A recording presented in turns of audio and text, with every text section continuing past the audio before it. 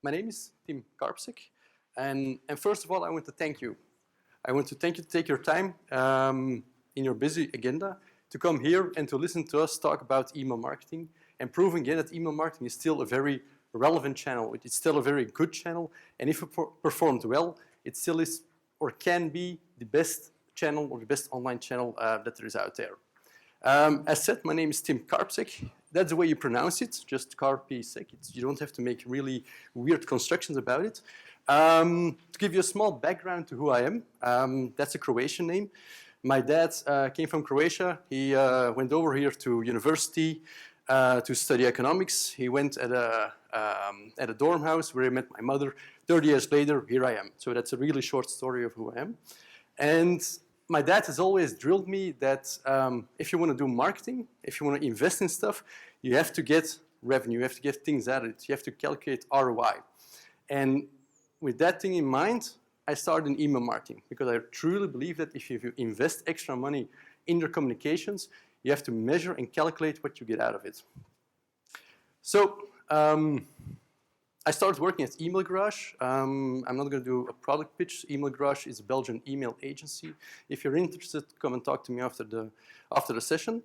Normally, I always give a presentation about email designs because I'm a huge fan of email designs. I also work in a communication agency where we do a lot of visual work, so I'm really interested in how you can build a good email design that works on mobile, on desktop, on iPad, that has compelling designs to convince you to open and to click. So I'm really pumped about email designs.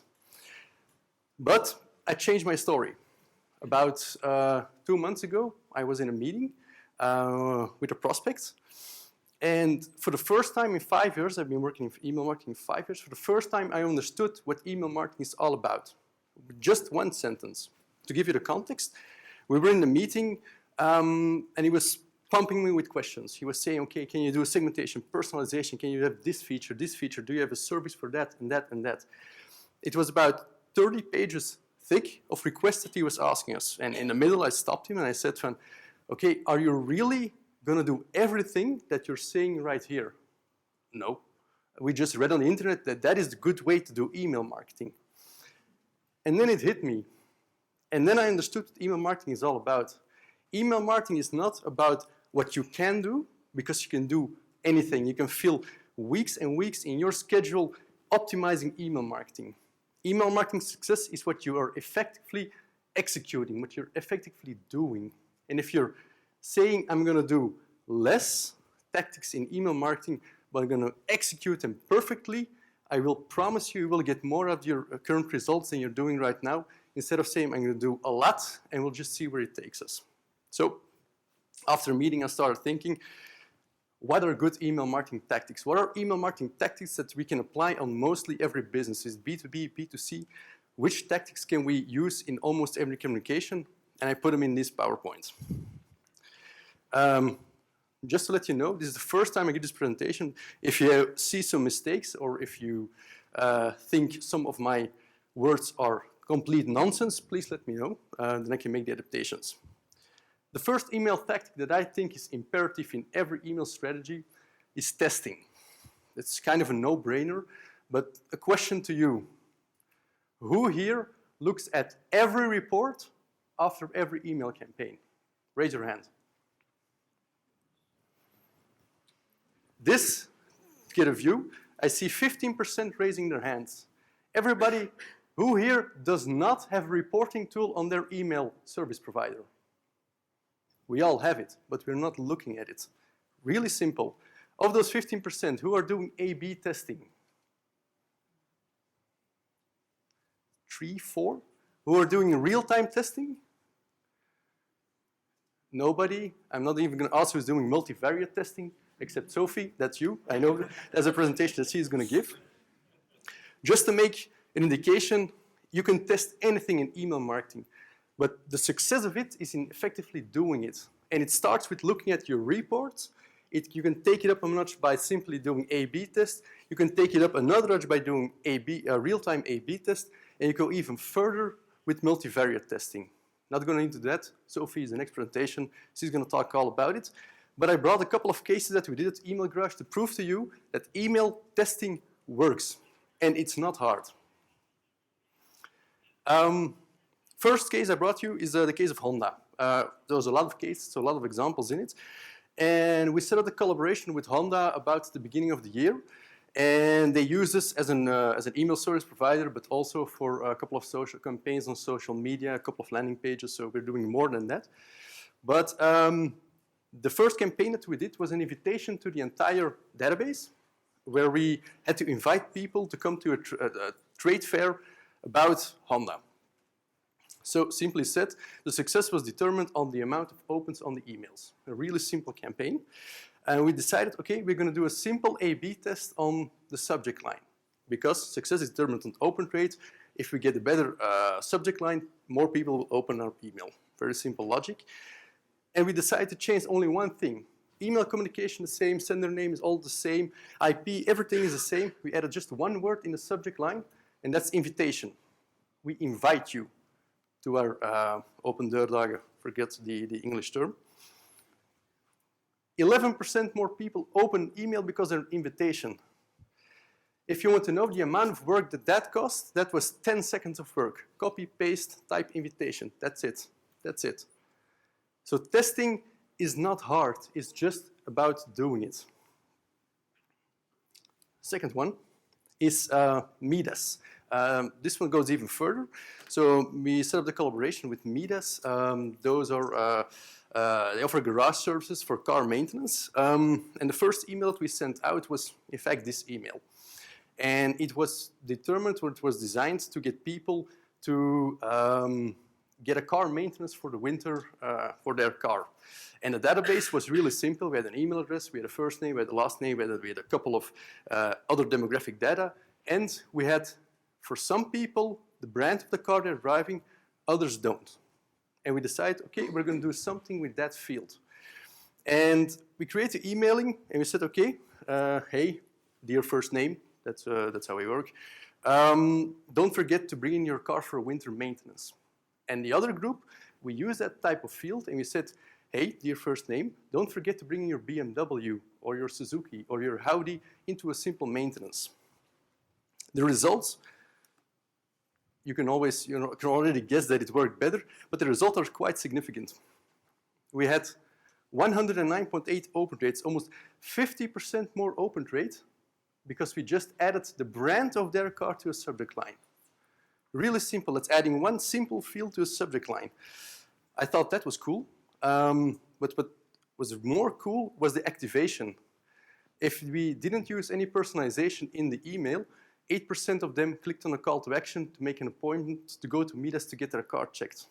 If we did put the brand name in the communication and in the subject line, 29% clicked. Simple testing, huge impact on the results. I'm going to skip this case. It's one that we did for our own. Just going to show you the results. We did another subject line testing. One of the subject line got 13% or something more open trades, but I'm kind of short on time, so I'm going to hurry to the next one. That's social media. So we had testing. If you want to execute a perfect email campaign, you have to use testing. Second is, another perfect tactic is social media. There are a lot of people who are saying social media, that doesn't work because we can't calculate the ROI. It's true. It's hard to calculate the ROI of social. Those are the same people that are saying email marketing that is spamming, it doesn't work, it's outdated, there are too many emails sent. Could be, probably. But there's also the same guys who said, okay, we're going to invest millions in adding a huge billboard, setting it up, and watching with a counter how many people pass by the billboard to measure how successful the campaign is. Those are those guys who are saying that email and social are not working. Those are those guys who are thinking in the old marketing model. We have to push out our medium. If you have a billboard, you're pushing out your content. If you're not a relevant emailer, you're setting up an email and you're pushing out your email content. If you're not relevant on social media, you're setting up links on your social media, on your Facebook page, and you're pushing out content. You're losing interaction. To make the difference, that billboard 50 years ago, the measurement was somebody counting. So that on top of the building, watch the cars go by, and they counted how many cars are passing by. Let me tell you, nobody is looking at the billboards anymore. A couple of years later, we have the internet. We can measure the success of our website. Great. Then we have email. We can measure how you are opening, how you are clicking on our emails. And now for the first time in history, we have a measuring tool where we can listen to our customers and say what they're talking about our brands. And if you take those last two, the listening part for social media and the interaction part or the direct part of email, then we get the most out of it. Because if you listen on social media and we listen what people are talking about our brands, which word they use, which topic that they are covering, we can use that content in our email marketing to activate campaigns on social media. To prove it to you, it's a campaign we did for WPG Uitgevers. That's the standaardutgeverij. It used to be the standaardutgeverij. And we're also doing a lot of more work than just email. We're also creating social applications for them. And one application is het lekkerste leeslijstje. Don't really know how to translate that one. So it's an application that you can enter on Facebook. You can fill in basic demographic needs, saying I am a female, I'm 25 to 35 of age, I am an adventurous type, and I like active and exciting books. Guarantee you, if you fill in that one, you will get 50 Shades of Grey. Definitely. So we had a tool on social media that we can perfectly measure what types of books our clients are interested in. How did we use email? We used email to activate that social mechanism. Didn't show that one. We launched the email to say people, hey, we have a social application. Come over and check it out. You can discover which books are relevant to you. 28.6% open rate, 5.2% click-through rate. Not that relevant for this one. But after this activation campaign, we had 4,000 people who made a list. 4,000 people who filled in that application and made a list of the books that are relevant to them. We had 1,700 new likes. 1,700 new likes, those are people that we had on our email database that we convert to likes on Facebook. So we now have two media that we communicate with them. And we had 700 people who published their list in their social network. Now, to summarize everything, the thing that we did, used email to activate social, and now we have a database behind this application that we can effectively measure which types of book are relevant to which target audiences. WPG has about 2,000 books. We cannot put 2,000 books in one email. But after this measurement, we can know these books are relevant to that target group, and we put it in our email. Listening on social media, turning into an active campaign on email. Practically, that's how it's done. Testing, social media. Third one, automation. Automation is the key for email marketing. Who here, everybody here has probably an email program, who here has a welcomes message? If I sign up for your email program, who gets a welcome message?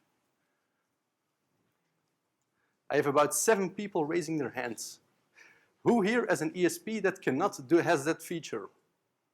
No one. Everyone, you can do it. It's just about effectively doing and set it up with your ESP. Automation, and just get a look here. Told you, new presentation. So, which type of automated messages are there? You have functional messages saying, hey, welcome to our email program. You have specific messages, like, told you, new presentation, always hard. You have specific target groups, like a birthday program. Hey, it's your birthday. We wish you a happy birthday. Just a reminder on that one. Yesterday was my birthday. One brand sent me a happy birthday email. So don't think that every brand is doing it. Trust me, if you set it for your own company, you will definitely get something out of it. You have transactional messages like upselling, cross-selling. You have abandoned shopping carts, and you have your lifecycle messagings. So lifecycle segmentation and sending that message at the right time in that customer's lifecycle. Why is automation important? I also found a report about Jupiter, who said the 4 most important things about automation are it creates brand awareness, it creates customer satisfaction, it cuts your costs and just lowers the amount of work that you have the amount of time that you have to put into it. So automation can really help you boost your email marketing.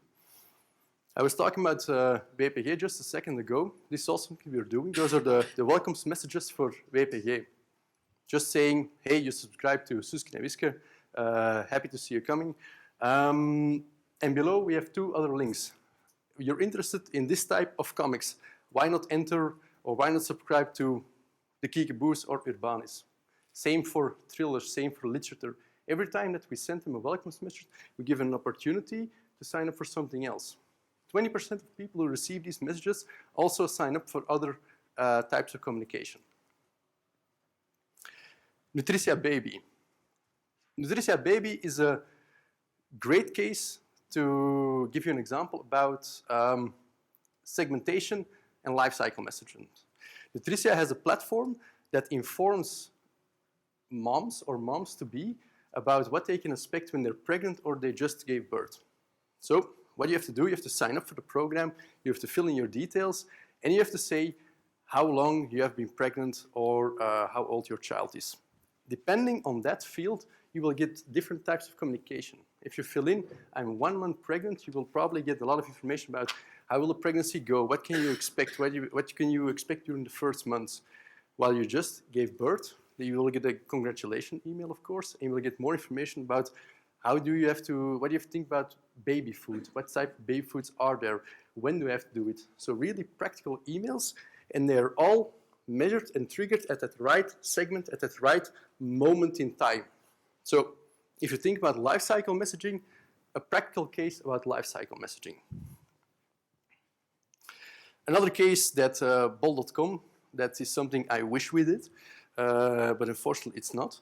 Bol.com masters automated messages. They master it. When I buy something at bol.com, they send me 2 weeks later an invitation to write a user review, because bol.com understands as no one else that peer reviews and word of mouth is the key to online marketing success these days. To give you a quick example, if I were to try to sell you something, who would you trust? The brand that I'm talking you from through an ad, or somebody who writes a review about that brand? You would trust the guy who said, hey, that's a good company to work with.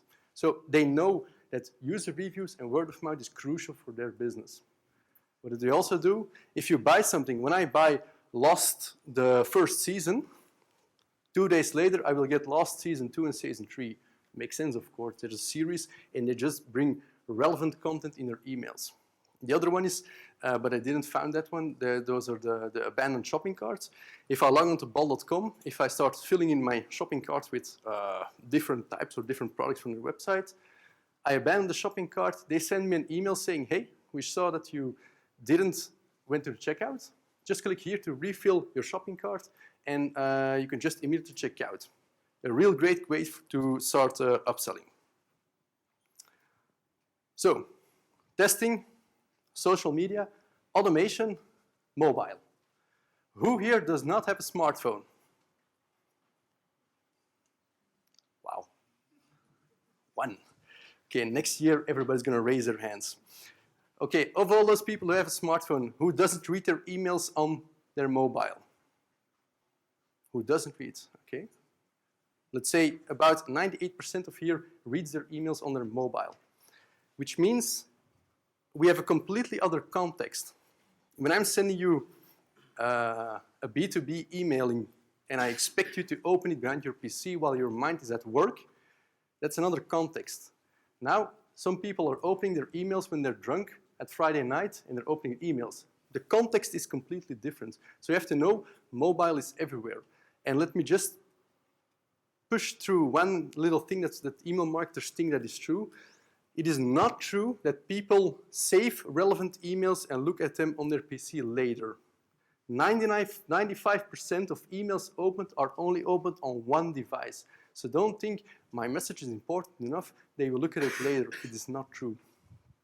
So, evolution of mobile, you see devices are getting smaller. What is the main difficulty for us email marketers? We go from this side of the screen to this side of the screen. Really easy one.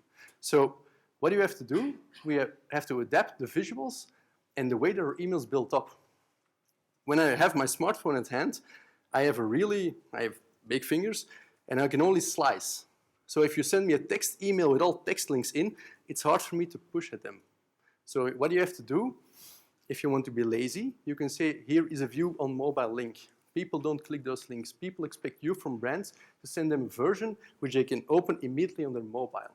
So create an email design which works on PC or on mobile and tablet, of course, or you can create something in responsive design.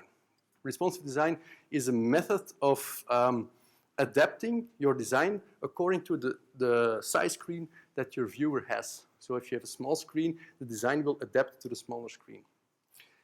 That's the best way to set up an email. There's only one thing that's kind of hard. It requires some extensive HTML knowledge. So if you want to go that way, make sure that you have somebody who knows HTML, or maybe it's just an HTML ninja, in fact. 2 examples for mobile designs. I talked about the responsive designs. If you want to get a good responsive design, sign up for the Solo Open Kitchen emails. Those emails are fitted perfectly in the screen. Just have you visual. Another great example is Abercombie&Fitch. Abercrombie&Fitch, they said, the hell with email marketing best practices. We're going to create an email filled with images, really wide, and that one will work on mobile. You can see it below. Everything here, this is one screen on my iPhone. Second screen, third screen, fourth screen, fifth screen. So they built their email in a user-friendly way. I can take my iPhone and I just slice it through like I'm reading a magazine or sliding through a brochure or something like that. They converted that thought to email and it works really good. Last one. So testing, social media, automation, mobile. The last one is kind of hard to explain. It's creativity. You have to be creative in email marketing. Just to start off with a question, who here thinks email marketing is sexy? Your email marketers, just to remind you, it's time to raise your hands. Well, not a lot of people raise their hands. Email marketing has an unsexy image, I know. People see us those guys that are working on the database and we're A/B testing and looking on Litmus to see how our email is rendering. So I know it has an unsexy image. Think of it another way. Compare yourself to the other marketing agencies out there. You have a tool where you can choose your own designs, your own colors, your own text. You can choose your frequency. You can choose who you will be communicating to, and you can choose when you're communicating to. You have so many features out there to make a really creative and a really sexy campaign, but we're just not doing it. Everybody knows the little box. We're thinking in that little box saying, okay, these are the best practices. I have to make that email in that way, and then it will work perfectly. Lose the box. Think of all the elements that are at hand in your email marketing strategy and use those elements in a creative way to set up a creative campaign. Tamara, how much time do we still have? 3 minutes. Whoa, okay, that's going to be a tough one. A boost. LinkedIn, very creative campaign. LinkedIn has a problem. They have a massive database. They have your profile, all of your data, they have all of your connections, everything is related in a relationship database. That's a huge amount of data. They managed to translate all that data into one single email, that email. Every year we get an overview from LinkedIn saying who changed jobs or who has a new career switch or something like that. They added all those little profile pictures in that email and they added some subtle call to actions like see Arnaud's new job or see what Tanguy is all about. So massive amount of data shrinked in something visual like that. Creative way of how to use data. I'm just going to look at, okay, I'm just going to present this case, that's the last one, which in my opinion is the best email marketing case in the world. I have never heard anybody tell a better case than this case, because everything that you are thinking about is in here. It's about Cine 24 Horas, which is a video store. Now, everybody knows video stores, that's not really a hot market to be right now. They are facing a lot of challenges. There are You have your digital TV where you can order movies. You have internet where you can illegally download movies, and just wait until Netflix is coming out in Belgium where you can just order movies or stream movies online. So going to the video store is extremely difficult.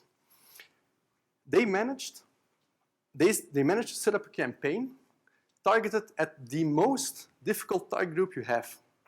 Clients you have lost. Really difficult. Plus, they had no budget. How do you set up with those elements a creative campaign? Well, they had one main advantage. When you go to the video store, you always have to fill out a form to say where you're living. That's it. They put those forms into a CRM, and they can easily see when somebody hasn't checked out a movie in about, I think it was 3 months' time. So that was the data they had. Now, what did they do? They set up a really cool campaign. They created a landing page where people could download movies. You could download Avatar, you could download Ice Age, you could download a couple of others. They took the email addresses from a database in the CRM, so where the people had noted it down. They sent them a link to that page saying, hey, free movie for you. And people started downloading. What happened?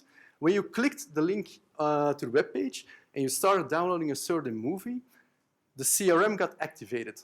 And it said, this profile here is now downloading Avatar, and it will probably be completed in about 20 minutes. What did they do? They went into the store, they took the DVD from Avatar, they stepped on their motorcycle, and they drove to the guy's house. Clever, really, it's a really simple way. Rang the doorbell and said, instead of looking at illegal movies in a really bad way, which are really bad rendered, here's a DVD version. Just have a look at it. It's free, it's on the house. Great campaign. Email marketing is the central point in that campaign, goes a little bit wider, and the results were also astonishing. I'm not going to amaze you because they had 86 customers who came back to their store. 86, that sounds like peanuts. Now, they're a video store, so they're a really small enterprise, and 86 new clients meant 16% increase of monthly turnover. They did it with no marketing budget and with only a set of data and an email. Really clever way. Just to show you, if you're creative, you can do a lot, and you do not need a big budget to set it up. I'm going to show the other two cases. That one is for the BDMA, the Belgian Direct Marketing Association, and they sent me an email saying, happy birthday, Marcel. I thought, haha, the BDMA, they're promoting good databases, and they are promoting how to avoid mistakes in your database, and they made a mistake in their personalization. Now, what it really said was, happy birthday, Marcel. Oh, sorry, we meant Tim. It's kind of annoying if you address your customers in the wrong way. Click here to go to our seminar if you want to find out how to do it correctly. Really cool, really clever found. They tricked me into opening their email, but they delivered great content, great campaign. And the last one is Groupon. Who here was excited about Groupon 3 years ago? Yay, 50% discount on sushi. Yeah, I can do it. Or a free spa treatment if I do this. Who here now still loves Groupon? Nobody loves Groupon anymore. They're spammer. They're sending me 4 emails a day with stuff I don't really care about. So what did Groupon saw that was happening? A lot of people were unsubscribing. And their database is the most powerful feature in their entire communication. So if they had people who clicked on the unsubscribe button, if they could help them to resubscribe. Okay, it's playing on my PC, but not on the screen, so there's probably a mistake. I'll just explain what happened. You come on a landing page, and it says, you're unsubscribed, we're very sorry to see how, so you go. Here is the picture of the guy who's writing you those emails. If you want to punish him, click here. Click punish, of course. What happens? You see the guy working at his PC, just go to the Groupon emails and click on the unsubscribe. It's effectively, it's still there. You see the guy writing the emails to you, somebody comes in, spoils some warm boiling coffee on him, throws it at him and kicks him. A call to action appears and says, that was pretty mean to Derek. You want to make it up to him? Resubscribed. I asked Groupon How many people effectively resubscribe to the email? They said, oh, we're not going to give you that information. But the fact that it's the reactivation campaign, the same reactivation campaign for 2 years, means people are effectively resubscribing to their newsletter. Creative way. Unsubscribe is kind of a negative feeling. They made it into a positive, and they made it into a conversion of a resubscriber. To summarize, if you leave this room, I would really like you to do 5 things for me. I want you to test. I want you to think about social, think about automation, think about mobile, and if you have all these 4 campaigns, be creative in your communication. If you send me a creative email campaign, I will promise you I will open it. Thank you very much.